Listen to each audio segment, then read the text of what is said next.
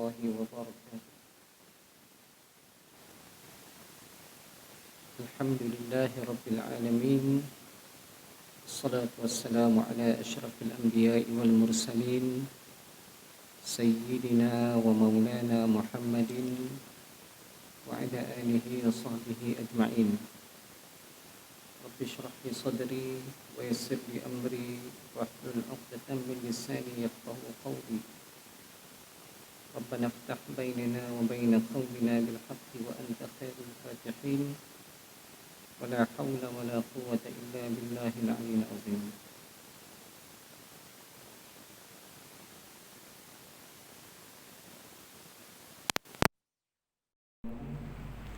Yang berusaha dalam puasa dan berpuasa masjid, yang saya hormati tuan-tuan, perempuan sekalian jemaah yang dikasihi rahimahullah.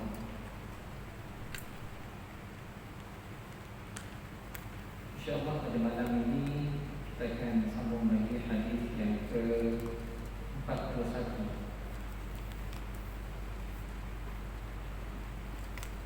Hadis yang ke-41 kita dibaca lagi dua kali, 41 dan 42, iaitu tajuk yang diberi pada kitab saya ini, Ittiba'u syar'illahi ta'ala imanul iman, menurut atau mengikut syariat Allah Subhanahu wa ta'ala merupakan tiang iman. Kita baca bismillahirrahmanirrahim. An Abi Muhammadin Abdullah bin Amru bin Al-As radhiyallahu anhu sallallahu alaihi wasallam, la yu'minu ahadukum hatta yakuna hawahu tab'an lima ji'tu bih. Hadithun sahih rawainahu fi kitabil hujjah bi isnadin sahih. Daripada Abi Muhammad Abdullah bin Amru bin Al-As radhiyallahu anhuma, dia berkata, qala Rasulullah sallallahu alaihi wasallam, Nabi Rasulullah sallallahu alaihi wasallam bersabda, la yu'minu ahadukum, tidak beriman seseorang kamu, ai la yukmilu imana ahadukum, tidak sempurna iman seseorang kamu, hatta yakuna hawahu, sehinggalah hawanya itu, hawa nafsunya itu, tab'an lima ji'tu bihi, mengikut apa yang aku didatangkan dengannya.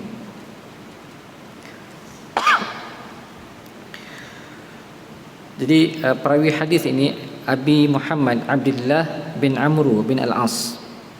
Okay.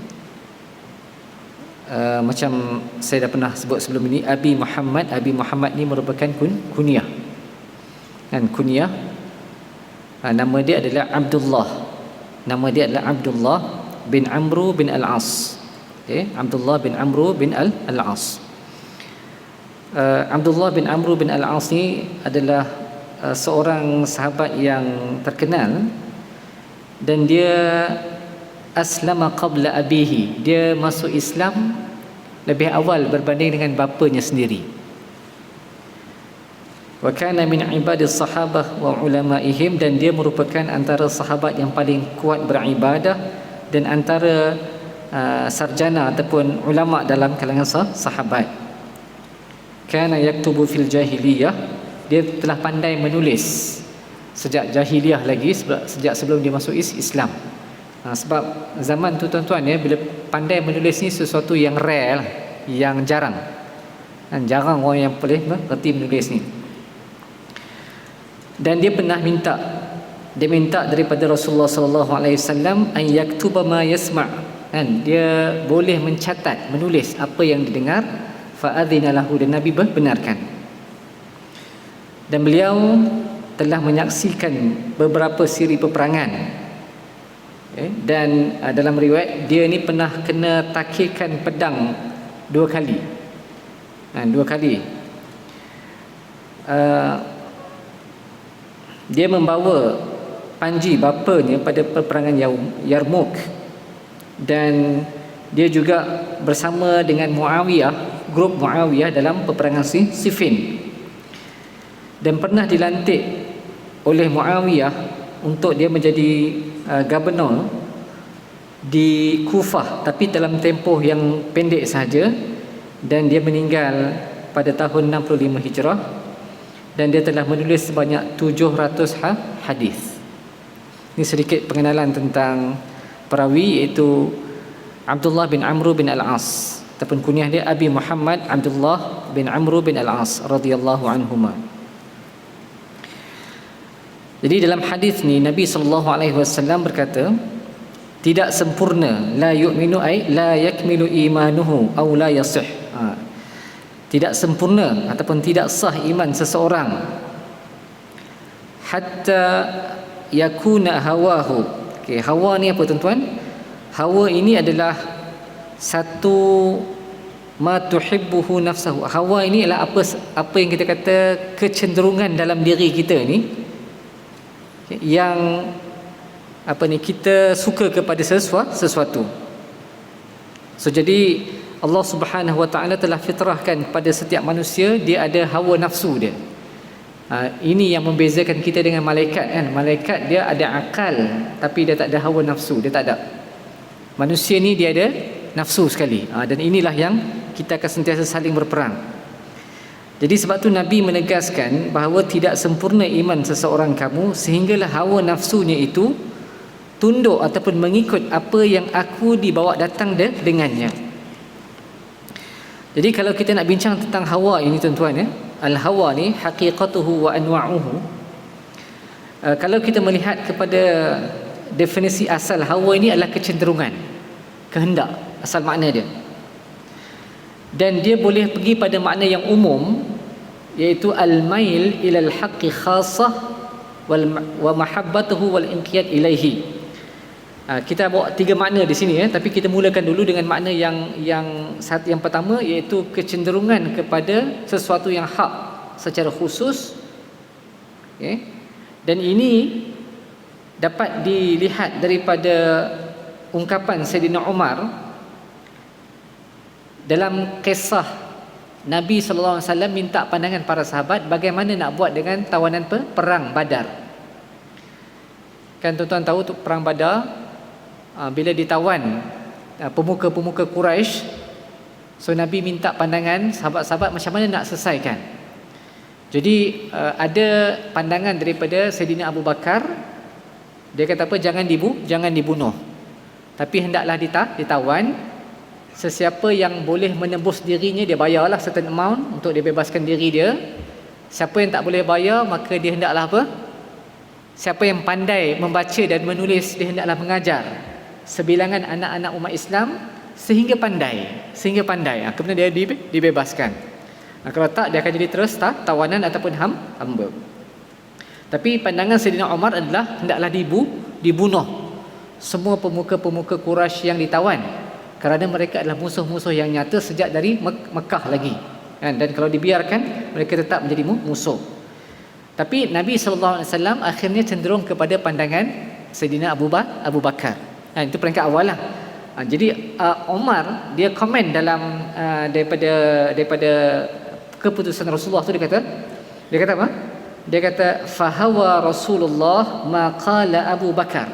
Maka Nabi cenderung kepada pandangan Abu Bakar, apa yang dikatakan oleh Abu Bakar, walam yahwa ma qultu, dan Nabi tidak cenderung kepada pandangan aku, apa yang aku cakapkan.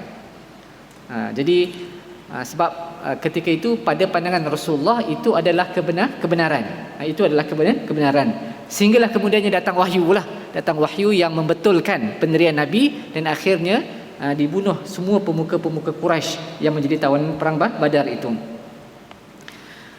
Kemudian itu tadi maknanya ketika itu kita kata pilihan Nabi ini sudah tentulah kebenaran. So makna pertama adalah dia skop kepada kecenderungan kepada yang benar. Yang benar itu pun persepsi ataupun pandangan seseorang lah pada ketika itu. Kemudian dia kata waqad yutlaqu wa yurad bihi al-mail wal mahabbah mutlaqan. Okey. Juga hawa ini boleh diitlakkan maknanya kepada kecenderungan dan kesukaan kepada sama ada al-mail ilal haq wa ghairihi, sama ada kebenaran ataupun selainnya. Jadi inilah yang dimaksudkan dengan hadis ini. Sebab bila ada kecenderungan, sama ada kecenderungan itu kepada kebenaran ataupun bukan kebenaran, okey, maka itu adalah hawa. Tapi hadis ini maksud yang dikehendaki adalah apa? Adalah hawa yang ditundukkan kecenderungannya kepada apa yang dibawa datang oleh Rasulullah sallallahu alaihi wasallam. Dan makna yang ketiga adalah apa? Bila sebut hawa ini, waqad yutlaqu wa yuradu bihi mujarradu ishba'u syahwatin nafsi wa tahqiqi raghabatihi. Dan bila sebut je nafsu ini ataupun hawa nafsu ini, kita kata apa? Dia adalah kecenderungan untuk memenuhi syahwat. Syahwat dan merealisasikan kehendak-kehendaknya, dan inilah makna yang paling meluas digunakan. Okey, bila disebut hawa saja kita faham dia mestinya apa? Kecenderungan kepada benda-benda yang tidak elok. Kan? Dan cantiknya pepatah Melayu ni, dia, saya tak kata pepatah lah, tapi ada ungkapan kan. Dia kata ikut nafsu lesu, ikut rasa binasa, ikut hati mati, ikut hawa kecewa. Kan? Jadi implikasi dia semua tak elok. Sebab apa? Sebab kalau nafsu kita, rasa kita, hati kita ni memang dia nak cari yang seronok, yang mudah, yang kenikmatan yang sementara. Sebab kita tak based on akal kan. Bila kita ikut akal baru dia kekal. Sebab apa? Sebab akal ini biasanya dia akan berfikir dan melihat kepada implikasi. Tapi yang kemuncaknya adalah ikut syariat, selamat. Ikut syariat selamat. Itu selamat dunia dan akhirat. Jadi bila sebut hawa ni, tuan-tuan kita faham bahawa dia merujuk kepada apa? Kecenderungan kepada syahwat, keinginan-keinginan, keseronokan. Dan inilah yang paling banyak digunakan, dan dalil-dalil pun banyak kan. Sebab tu antaranya Allah Subhanahu wa taala berfirman, wala tattabi'il hawa fayudilluka an sabilillah. Dan janganlah kamu menurut hawa nafsu kamu yang akan menyesatkan, nescaya ia akan menyesatkan kamu daripada jalan Allah Subhanahu wa taala.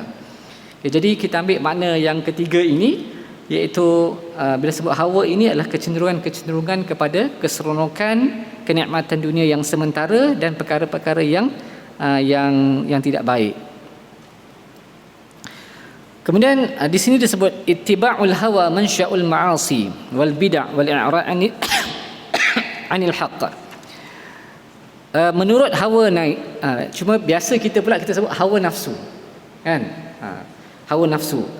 Kalau tuan-tuan ikut dari sudut pengajian tasawuf, dia ada bincang pula nafsu tu apa dia, hawa tu apa dia kan. Lagi detail lah, lagi detail. Tapi kita based on kitab ini, dia tidak memperincikan antara perbezaan tersebut. Tapi kita biasa sebut, kalau kita kata hawa nafsu. Jarang kita sebut ikut hawa saja. Kita akan kata ikut hawa nafsu lah. So dia kata famanistarsala fi syahwatihi wa ata nafsahu hawa. Siapa yang dia ikut hawa nafsu dia, jarrat ilal ma'asi wal atham, biasanya nafsu ni, hawa ini akan membawa kepada kemaksiatan dan perkara-perkara dosa, dan akan membawa dia kepada terlibat dalam perkara-perkara yang mukhalafah, bercanggah dengan apa yang disyariatkan oleh Allah Subhanahu wa taala. Dan inilah asal kepada berlakunya penyelewengan dan bid'ah. Dan juga pemalingan orang-orang yang kafir, orang-orang yang fasik dan orang-orang yang berdosa daripada manhaj, daripada jalan yang lurus. Daripada jalan yang lurus. Kerana apa? Kerana nafsu ini ataupun hawa nafsu kita ini dia kontradik dengan syariat Allah, dan ianya merupakan ujian yang menyebabkan kita ini akan sentiasa berperang seumur hidup kita. Kerana nafsu kita, hawa nafsu kita ini ada pada dalam diri kita sendiri, jadi kita akan sentiasa berperang. Dalam Al-Quran Allah Subhanahu wa taala ada menyebutkan dalam surah Al-Qasas ayat 50, fa illam yastajibu laka fa'lam annama yattabi'una ahwa'ahum wa man adalla mimman ittaba'a hawahu bighairi hudan minallah. Jadi Allah kata kepada Nabi, fa illam yastajibu laka, kalau mereka tidak mahu mengikut menurut kamu wahai Muhammad, fa'lam, ketahuilah sesungguhnya annama yattabi'una ahwa'ahum, mereka sebenarnya mengikut hawa nafsu mereka. Okey. Jadi memang tuan-tuan ya, orang yang tak mahu kepada syariat Allah ini, dia sebenarnya menurut hawa nafsu. Kan? Dia suka kepada maksiat. Dia suka kepada perkara-perkara yang bercenggah dengan syariat Allah Subhanahu wa taala. Dia tak mahu patuh dan tunduk kepada syariat Allah. Sebenarnya dia mempertuhankan hawa nafsu dia. Jadi Allah kata waman adallu mimman ittaba'a hawahu. Tidak ada orang yang lebih sesat selain daripada orang-orang yang mengikut hawa nafsunya bighairi hudam minallah, tanpa hidayah daripada Allah Subhanahu wa taala. Sebab tu kita kata mengikut menurut hawa nafsu ini menjadi punca kepada kemaksiatan, bid'ah dan juga berpaling daripada kebenaran. Kemudian sambungan tadi, hawa nafsu yang dituruti, yang diikuti ini sebenarnya ilahun yu'bad. Dia menjadi Tuhan yang disembah. Jadi sebut istilah Tuhan ini tuan-tuan, Tuhan ini kita kata Tuhan yang erti kata yang kita ikuti, yang kita patuhi. Jadi ada Tuhan yang benar, Tuhan yang hakikat, yang hakiki, iaitu Allah Subhanahu wa taala, dan di sana ada tuhan-tuhan yang palsu. Antara tuhan-tuhan palsu adalah berhala-berhala dan juga termasuk hawa nafsu. Ini tuhan-tuhan yang palsu. Jadi kalau orang tu dia bagi persembahan kepada berhala, dia bagi penghormatan kepada berhala, dia turut hawa nafsu dia, sebenarnya dia telah mempertuhankan hawa nafsunya. Sebab tu dalam Al-Quran Allah kata afara'aita man ittakhadha ilahahu hawa. Tidakkah engkau melihat orang-orang yang mengambil hawa nafsunya sebagai tuhannya, iaitu dia tak ikut Allah tapi dia ikut hawa nafsu dia. Kan hawa nafsu dia seronok nak buat kepada kenikmatan yang sementara, tetapi Allah suruh buat yang lain tapi dia ikut yang mana kan. Jadi sebenarnya dia telah mempertuhankan hawa nafsunya. Dan Nabi SAW memberi amaran yang keras kan dalam masalah ini, iaitu Nabi bersabda ma tahta dhillis sama ilahun yu'bad a'zam indallahi ta'ala min hawa muttaba'. Tidak ada satu pun di bawah kolongan langit ini Tuhan yang disembah yang sangat besar dosanya di sisi Allah selain daripada hawa nafsu yang dituruti. Jadi maknanya orang yang menurut hawa nafsu sebenarnya dia telah melakukan syirik kepada Allah. Sepatutnya kita hanya patuh dan tunduk menyembah kepada Tuhan yang satu sahaja. Tapi tiba-tiba kita juga turut pula satu lagi Tuhan yang lain, iaitu hawa nafsu kan. Dan Nabi kata ini merupakan satu bentuk kemurkaan yang sangat besar di sisi Allah Subhanahu wa taala, sebab ianya telah berlaku kesyirikan, iaitu kita menyekutukan Allah.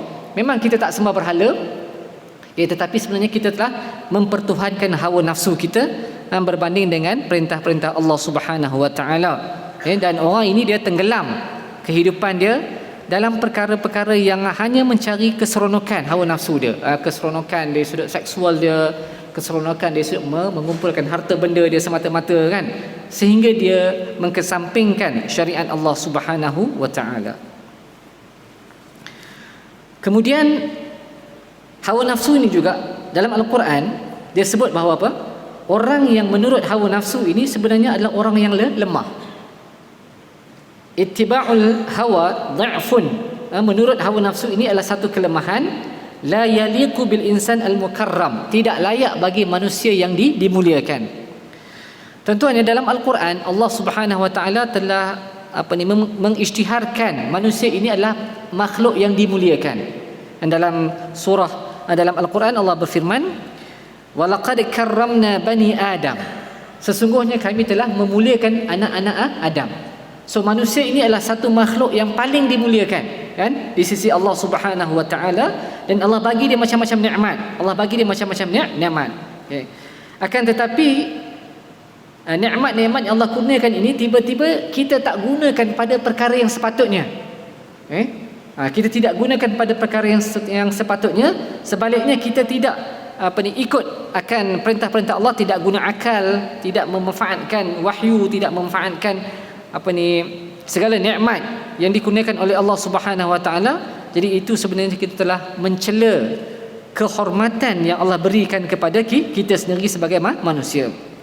Sebab tu Dalam Al-Quran Allah juga sebut kaitan langsung daripada tajuk kita ini, wa nafsin wa ma sawwaha, kan, dan demi jiwa dan penyempurnaannya, kejadiannya, fa'alhamaha fujuraha wa taqwaha, dan hawa nafsu ini diilhamkan, dibisikkan dengan perkara-perkara yang fujur yang tidak elok, wa taqwaha, dan juga perkara-perkara yang baik. Okey, di sini hawa ini boleh merujuk kepada kecenderungan kepada yang baik dan juga yang tidak baik tadi, yang kita dah define pada awal-awal tadi.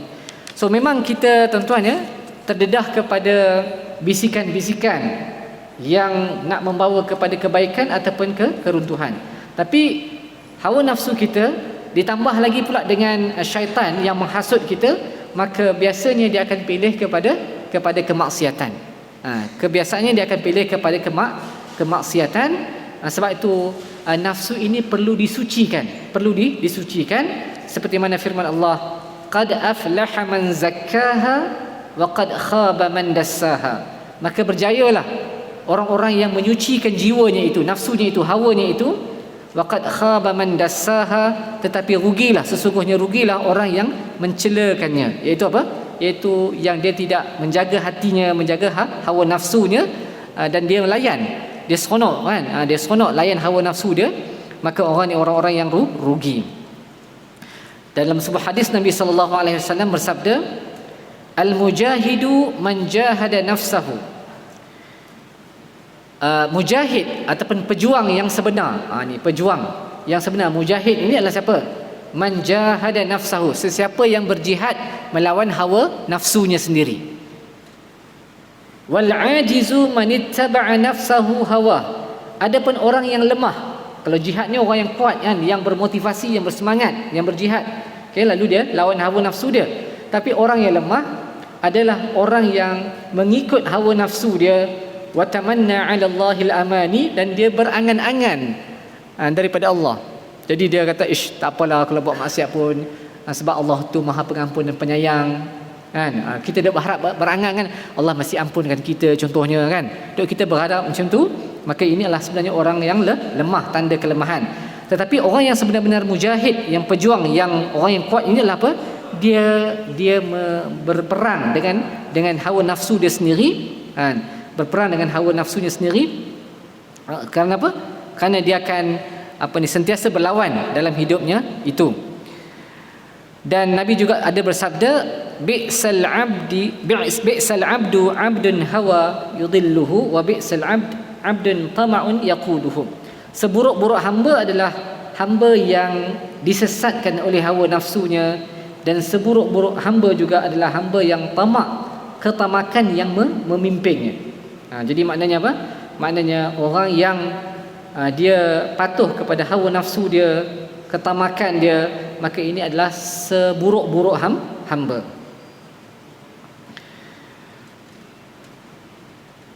Dalam surah An-Nazi'at ayat 40 hingga 41, tentang hawa ini adalah Allah Subhanahu wa taala berfirman, wa amma man khafa maqama rabbih wa nahan nafsa 'anil hawa. Adapun orang yang takut akan kedudukan Tuhannya, dia kenal Tuhan, dia tahu Allah Subhanahu wa taala Maha melihat apa yang dia lakukan, dan dia tahu nanti akhirnya segala perbuatan dia itu akan dibalas oleh Allah Subhanahu wa taala. Ketaatan mudah-mudahan dibalas dengan syurga, kemaksiatan akan dibalaskan dengan neraka, kecuali yang diampunkan oleh Allah. Maka dia rasa takut. Orang tu ada al-khauf, ada takwa, maka dia kata apa? Wa nahan nafsa 'anil hawa, lalu dia menjaga, dia menghalang nafsunya daripada diikuti. Fa innal jannata hiyal ma'wa, maka orang ini kesudahannya adalah, tempat akhirnya adalah syurga. Syurga. Jadi sebab apa? Sebab syurga itu mahal, dan nak dapatkan syurga ini bukannya mudah. Kita akan sentiasa berjihad dan berjuang untuk merebut nikmat yang sangat besar itu, dan kita antaranya akan berperang dengan hawa nafsu kita. Kemudian disebut di sini adalah ittiba'ul hawa khusran. Mengikut hawa nafsu adalah satu kerugian, wa dalal, dan satu kesesatan. Wa mujahadatun nafsi sa'adah wa najah. Adapun orang yang bermujahadah dengan jiwanya, maka itu sebenarnya adalah kebahagiaan dan keselamatan.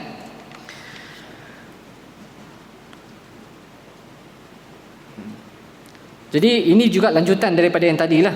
Dan ini banyak kita sebut firman-firman Allah Subhanahu wa taala tentang hawa nafsu ni.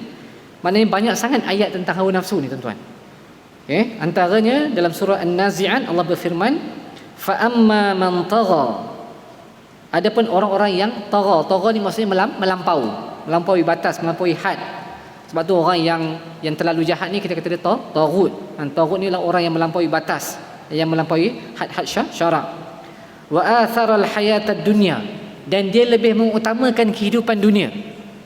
Fa innal jahima hiyal ma'wa, maka sesungguhnya neraka adalah tempat tinggalnya, tempat kesudahannya. Dia kontradik dengan wa amma man khafa maqama rabbih wa nahan nafsa 'anil hawa fa innal jannata hiyal ma'wa, kan? So dia terbalik dengan yang tadi. Jadi orang yang melampau, yang mengutamakan kehidupan dunia, yang mengutamakan nafsu dia, maka kesudahannya dia akan masuk api neraka. Sebab tu akhirnya orang ni akan rugi, akhirnya dia sesat.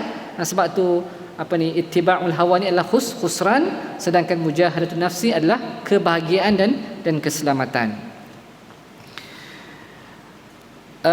Tuan-tuan ya, daripada hadis ini bila Nabi sebut la yu'minu ahadukum, la yu'minu ahadukum, maka komentar di sini maknanya kita bagi makna tadi tidak sempurna iman.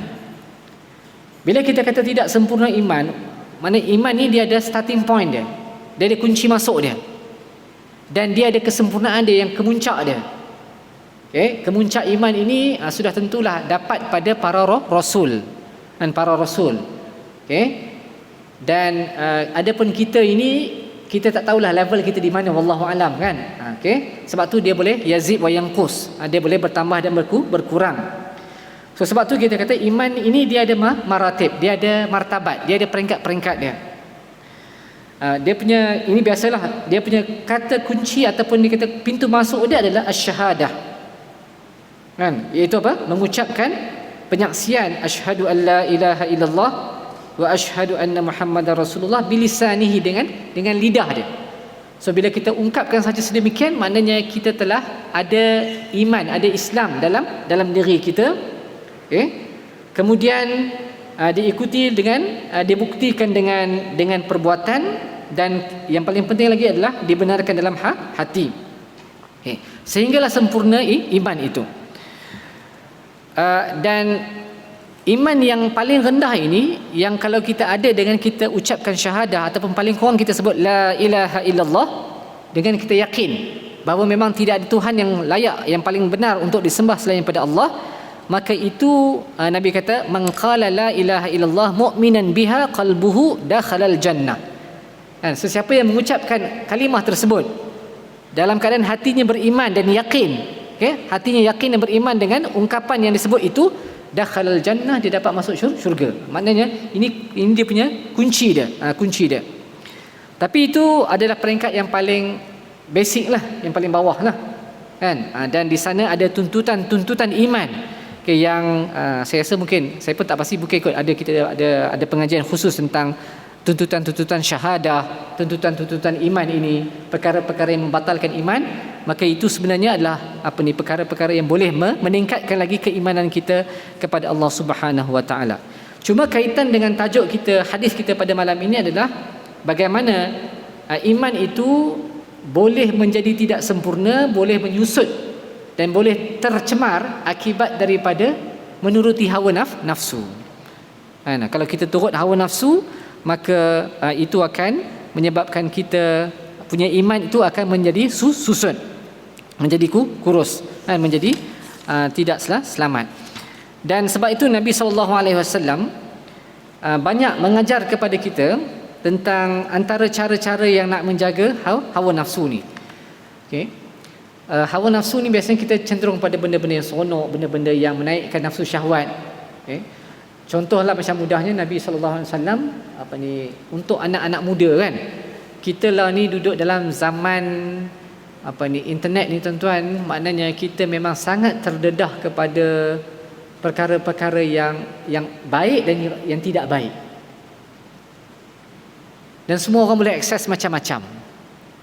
Dalam handphone kita tu, kalau kita ada akses internet, so kita boleh meneroka seluruh dunia, sama ada perkara-perkara yang positif ataupun yang negatif. Dan kalau kita tengok kajian-kajian yang dibuat maksud industri seks, pornografi dalam internet ni sangat menguntungkan kerana ramai peminat. Jadi itu merupakan antara cabaran hawa nafsu kita. Okey, bukannya orang tahu pun. Contohnya kan, kalau kita kata begitu kan, kadang-kadang contohlah, tak tahulah anak-anak kita ke macam mana ke, contohnya kita duduk dalam bilik, pasang tu dengan Quran, kita pasang Quran, tapi dalam masa yang sama mungkin kita menonton, mungkin ada yang menonton yang benda-benda yang porno contohnya, siapa pun tak tahu. Okey, sebab benda tu mudah diakses. Jadi di sinilah kita berperang dengan hawa nafsu kita. Sama ada kita nak memilih takut kepada Allah Subhanahu Wa Taala ataupun kita nak mencari keseronokan yang sementara. Ini cabaran.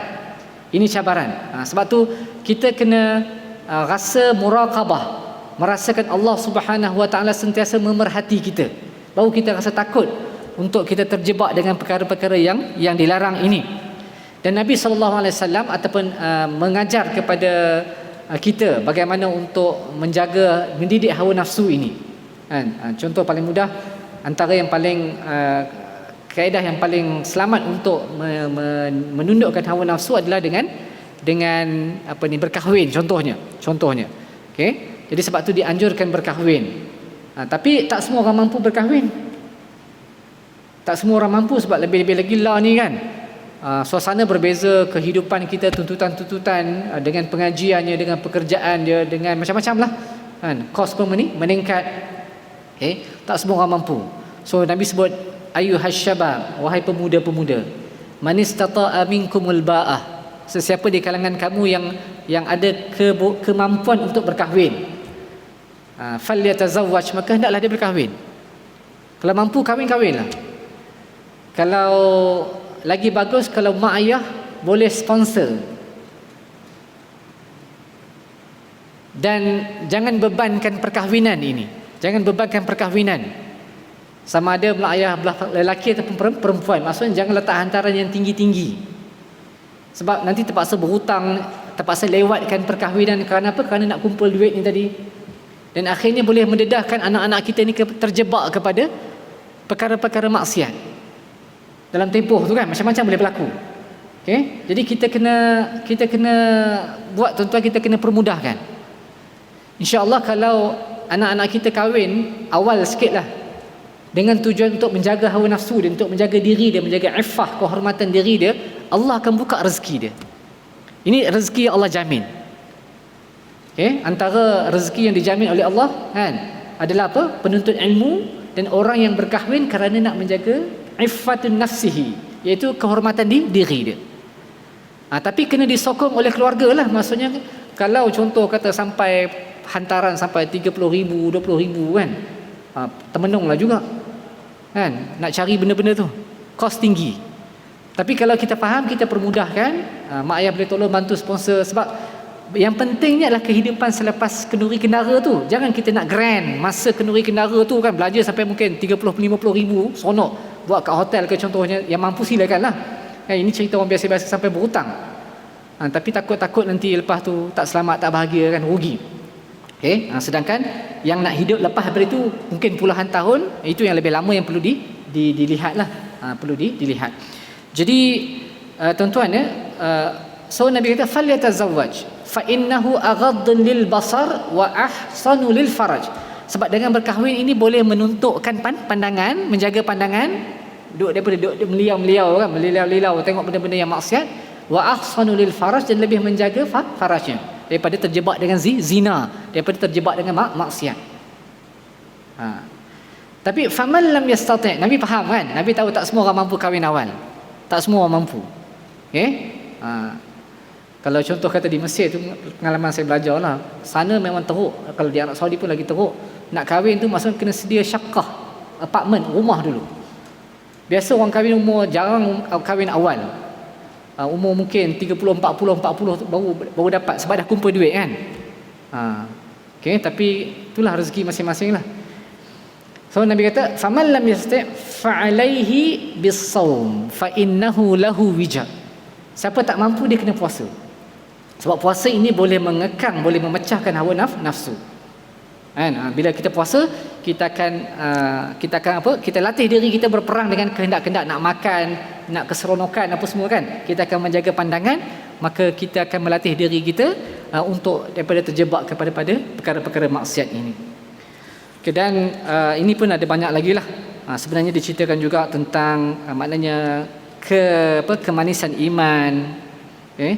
Dan tidak ada contoh yang lebih baik adalah contoh Rasulullah sallallahu alaihi wasallam dan juga para sahabat yang mana bagaimana mereka menundukkan hawa nafsu. Yang terakhir saya nak quote di sini adalah bila Nabi kata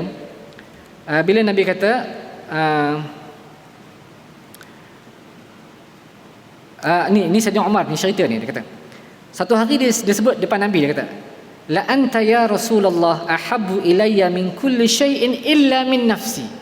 Engkau wahai Rasulullah adalah orang yang paling aku sayang selepas daripada diri aku. Maksudnya yang paling dia sayang diri dia sendirilah, kena baru Rasulullah. Maka Nabi kata la, tidak, wallazi nafsi biyadihi hatta akuna ahabbu ilaika min nafsika, sehingga aku lebih dikasihi di sisi kamu berbanding diri kamu sendiri. Maksudnya iman Sayyidina Umar ketika itu masih lagi tak sempurna. Fasakata sa'atan, lalu dia diam sebentar. Maksudnya dia tiun balik. Dia tempoh dia ambil masa sikit. Kemudian dia kata al-an, kan? Lalu dia kata apa? Antal an fa innakal an wallahi ahabbu ilayya min nafsi. Sesungguhnya sekarang engkaulah orang yang paling aku kasihi dalam kehidupan aku ini berbanding diri aku sendiri. Faqal, maka Nabi kata al-an ya Umar. Sekarang wahai Umar barulah sempurna iman kamu. Sampai tahap itu. Maknanya apa-apa pun kita kena dahulukan Allah dan Rasulnya berbanding dengan kecenderungan hawa nafsu kita, maka itulah kesempurnaan iman. Dan kita berdoalah kepada Allah Subhanahu Wa Taala yang sentiasa membolak-balikkan hati, semoga Allah tetapkan kita di atas ketaatan kepada Allah Subhanahu Wa Taala dan memberi kita kekuatan untuk kita tidak tunduk kepada hawa nafsu yang sentiasa membawa kepada kemaksiatan. Mudah-mudahan mendapat manfaat untuk diri saya dan tuan-tuan sekalian. Aqulu qawli hadza wa astaghfirullah li wa lakum wa billahi taufiq wal hidayah. Wassalamualaikum warahmatullahi wabarakatuh. Bismillahirrahmanirrahim. Alhamdulillahirabbil alamin wassalatu wassalamu ala asyrafil anbiya'i wal mursalin wa ala alihi wa sahbihi ajma'in. اللهم افتح علينا فتوح العارفين وارزقنا فهم النبيين وحفظ المرسلين وإلهام الملائكة المقربين. اللهم فقهنا في الدين وعلمنا تأويل. ربنا زدنا علما وارزقنا فهما. اللهم ادفع عنا البلاء والوباء والغلاء والفحشاء والفتن ما ظهر منها وما بطن. ربنا آتنا في الدنيا حسنة وفي الآخرة حسنة وقنا عذاب النار. وصلى الله على سيدنا محمد وعلى آله وصحبه أجمعين. والحمد لله رب العالمين. سبحانك اللهم وبحمدك أشهد أن لا إله إلا أنت أستغفرك وأتوب إليك. بسم الله الرحمن الرحيم. والعصر إن